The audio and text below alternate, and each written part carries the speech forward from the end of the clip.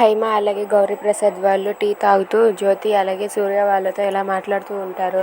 అయినా నువ్వు చాలా మంచి పరిష్కారం ఇచ్చావు జ్యోతి, నువ్వు చాలా గ్రేట్ అని చెప్పి హైమ అయితే అంటూ ఉంటుంది. అది విని జ్యోతి ఇలా అంటూ ఉంటుంది, అదేం లేదు అత్తయ్య గారు, మనం అనుకున్నది ఏమనుకుంటామో అది చెప్పేస్తే సరిపోతుంది కదా.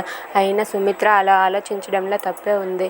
అయినా దీనికి పరిష్కారం ఇచ్చింది నేను కాదు, పద్మమ్మే సరైన సమాధానం చెప్పింది, పద్మమ్మ కరెక్ట్గా ఆలోచించింది అత్తయ్య గారు అని చెప్పి అంటూ ఉంటుంది.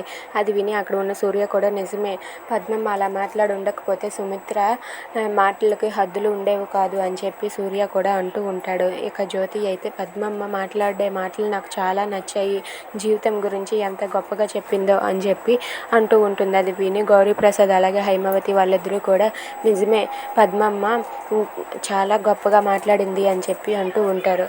ఇంతలో అక్కడ ఉన్న సూర్య జ్యోతి వాళ్ళు కూడా అలా కాఫీ తాగుతూ ఉంటారు. ఇక వాళ్ళు అలా కాఫీ తాగుతూ ఉంటే ఇంతలో జ్యోతి మాత్రం తన మనసులోని ఆలోచనలు మాత్రం ఇంకా ఇంకా పెరుగుతూనే ఉంటాయి. ఇక జ్యోతి ఏం చేయనుంది. Thanks for watching friends, please subscribe our channel. Thank you.